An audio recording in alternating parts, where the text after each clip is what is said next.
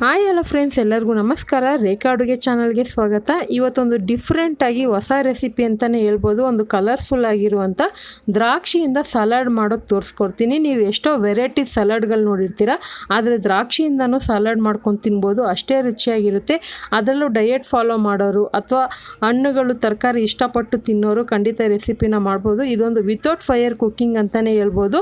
So ನೀವು ಈಸಿಯಾಗಿ ರೆಸಿಪಿನ ಯಾವುದೇ ರೀತಿ ಬೆಂಕಿ ಇಲ್ದಿರನೇ ಮಾಡ್ಕೊಳ್ಳೋ ಅಂಥ ರೆಸಿಪಿ. ಈಗ ಇದಕ್ಕೆ ನಾನು ಒಂದು ಬೌಲ್ ಆಗೋಷ್ಟು ಬಿಳಿ ದ್ರಾಕ್ಷಿನ ಚೆನ್ನಾಗಿ ತೊಳೆದು ಈ ಥರ ಕಟ್ ಮಾಡಿ ಇಟ್ಕೊಂಡಿದ್ದೀನಿ. ಬಿಳಿ ದ್ರಾಕ್ಷಿ ಅಂತಲೇ ಇಲ್ಲ, ನಿಮಗೆ ಬ್ಲ್ಯಾಕ್ ಕಲರ್ ಸಿಗುತ್ತಲ್ಲ ಅದು ಯೂಸ್ ಮಾಡ್ಕೋಬೋದು. ಆದರೆ ಸೀಡ್ಸ್ಲೆಸ್ ಇದು, ಅಂದರೆ ಬೀಜ ಇಲ್ಲದೆ ಇರೋದು. ಹಾಗೆ ಇದ್ರ ಜೊತೆಗೆ ಒಂದು 1/4 ಕಪ್ ಆಗೋಷ್ಟು ಕ್ಯಾರೆಟ್ನ ಚಿಕ್ಕ ಚಿಕ್ಕದಾಗಿ ಕಟ್ ಮಾಡಿ ಹಾಕ್ಕೊಂಡಿದ್ದೀನಿ. ನೀವು ಬೇಕಂದರೆ ತುರಿದ್ಬಿಟ್ಟು ಸಹ ಹಾಕೊಬೋದು. ಇದ್ರ ಜೊತೆಗೆ ಒಂದು ಈರುಳ್ಳಿನ ಈ ಥರ ರೌಂಡಾಗಿ ಕಟ್ ಮಾಡಿ ಹಾಕ್ಕೊತಾ ಇದ್ದೀನಿ. ಸೊ ಈರುಳ್ಳಿ ಅಂತೂ ಈ ಸಲಾಡಲ್ಲಿ ಮೇಯ್ನು ಟೇಸ್ಟ್ ಕೊಡುತ್ತೆ. ಹಾಗೆ ಇದ್ರ ಜೊತೆಗೆ ದಾಳಂಬ್ರಿ ಹಣ್ಣು ಒಂದು 1/4 ಕಪ್ ಆಗೋಷ್ಟು ಬಿಡಿಸಿ ಹಾಕ್ಕೊತಾ ಇದ್ದೀನಿ. ದಾಳಂಬ್ರಿ ಹಣ್ಣನ್ನು ನೀವು ಉಪ್ಪು ಖಾರ ಹಾಕಿ ತಿಂದು ನೋಡಿ ಎಷ್ಟು ರುಚಿ ಇರುತ್ತೆ ಅಂತ ಗೊತ್ತಾಗುತ್ತೆ. ಸೊ ಈ ಥರ ಸಲಾಡಲ್ಲೂ ಹಾಕೊಬೋದು. ಹಾಗೆ ಒಂದು 1/4 ಕಪ್ ಆಗೋಷ್ಟು ಆರೆಂಜನ್ನ ಈ ಥರ ಕಟ್ ಮಾಡಿ ಹಾಕ್ಕೊತಾ ಇದ್ದೀನಿ. ನಿಂಬೆಹಣ್ಣು ಬದಲಾಗಿ ನಾನು ಆರೆಂಜನ್ನ ಯೂಸ್ ಮಾಡ್ತಾ ಇದ್ದೀನಿ. ಈಗ ಇದ್ರ ಜೊತೆಗೆ 1 ಟೇಬಲ್ ಸ್ಪೂನ್ ಕೊತ್ತಂಬರಿ ಸೊಪ್ಪು, 1 ಟೇಬಲ್ ಸ್ಪೂನ್ ಪುದೀನ ಸೊಪ್ಪನ್ನ ಚಿಕ್ಕ ಚಿಕ್ಕದಾಗಿ ಕಟ್ ಮಾಡಿ ಹಾಕ್ಕೊತಾ ಇದ್ದೀನಿ. ಹಾಗೆ ಇದ್ರ ಜೊತೆಗೆ 1/4 ಟೀ ಸ್ಪೂನ್ಗಿಂತ ಕಡಿಮೆ ಇದು ಪೆಪ್ಪರ್ ಪುಡಿ, ಖಾರದ ಪುಡಿ, ಚಾಟ್ ಮಸಾಲ.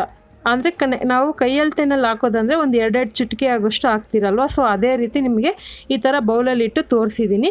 ನಿಮಗೆ ಉಪ್ಪು ಖಾರ ಎಷ್ಟು ಬೇಕೋ ನೋಡಿ ಹಾಕ್ಕೊಳ್ಳಿ. ಹಾಗೆ ಇದ್ರ ಜೊತೆಗೆ ರುಚಿಗೆ ತಕ್ಕಷ್ಟು ಉಪ್ಪು ಹಾಕ್ಕೊತಾ ಇದ್ದೀನಿ.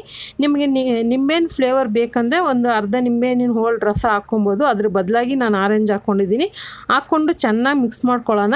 ಇದು ತಿನ್ನೋದಕ್ಕೆ ಸ್ವಲ್ಪ ಸ್ವೀಟಾಗಿ, ಹುಳಿಯಾಗಿ, ಖಾರವಾಗಿ ತಿನ್ನೋದಕ್ಕೆ ಸೂಪರಾಗಿರುತ್ತೆ.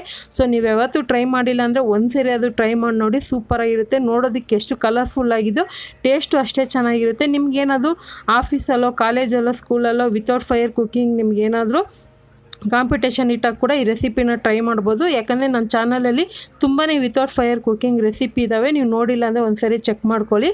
ಈಗ ಇದನ್ನು ಸರ್ವ್ ಮಾಡ್ಕೊತಾ ಇದ್ದೀನಿ. ಅದರಲ್ಲೂ ಡಯೆಟ್ ಮಾಡೋರು ಈ ಥರ ರೆಸಿಪಿನ ಮಾಡ್ಕೊಂಡು ತಿನ್ಬೋದು. ಖಂಡಿತ ಇವತ್ತಿನ ರೆಸಿಪಿ ಇಷ್ಟ ಆದರೆ ನೀವು ಟ್ರೈ ಮಾಡಿ, ಯಾವ ರೀತಿ ಇತ್ತಂತ ಕಮೆಂಟ್ ಮಾಡಿ.